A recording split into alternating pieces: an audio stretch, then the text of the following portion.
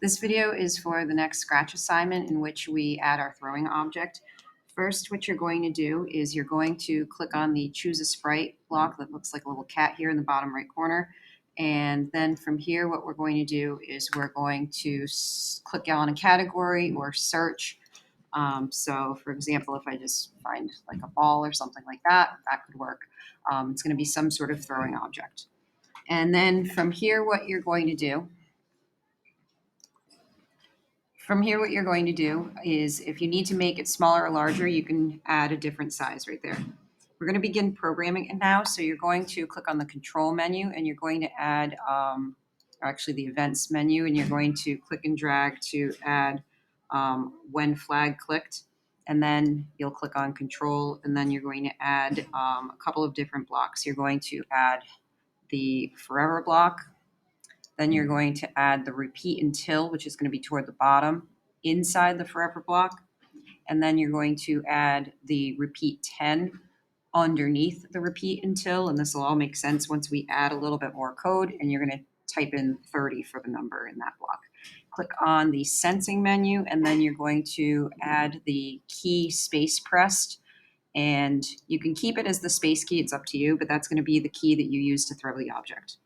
And then from here, what you're going to do is you're going to click on the motion menu and you're going to click and drag the go to random position block. So it'll say repeat until key space pressed, go to random position, but you're actually going to change it to go to your character. So if you play now, it's basically like your character always has the object to throw at the enemy. And then from here, what you're going to do is you're going to click and drag the point and direction block, which is going to be down here, to go inside the repeat 30.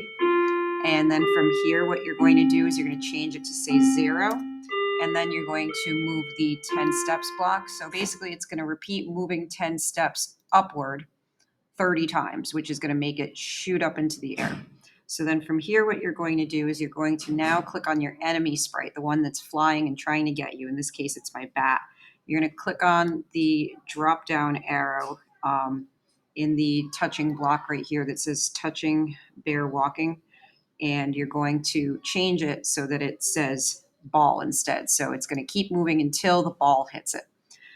So then from here, what you're going to do is you're going to add another if statement. So you're going to go into the control menu, add another if statement to your enemy sprite, and then that's going to go underneath the if block that is down at the bottom. Make sure that you put it underneath. So I'm just going to have to scroll down. Don't put it inside.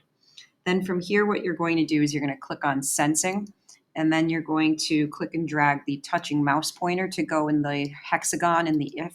And then from here, you're going to say if touching ball. And we're going to make it so that it says if touching ball, then your character scores a point.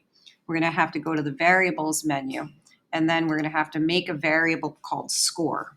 And then from here, what you're going to do is you're going to add the change health. It's going to say change health by 1 right now, but you're actually going to change it so that it says change score by 1.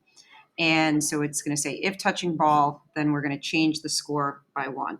However, we also have to make sure that we set the score to 0 at the beginning of the game. So we're just going to click and drag upward, and then we're going to do the set health, but we're actually going to change it so that it says set score to 0, set health to 20.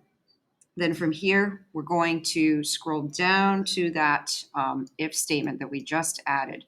And we're going to make it so that once we change the score, it's going to wait and go back to an original position. So we're going to go to the control menu, and then you're going to drag the wait 1 second block to go under change score by 1. We're going to put a fraction of a second. We'll do 5/10 or 0.5.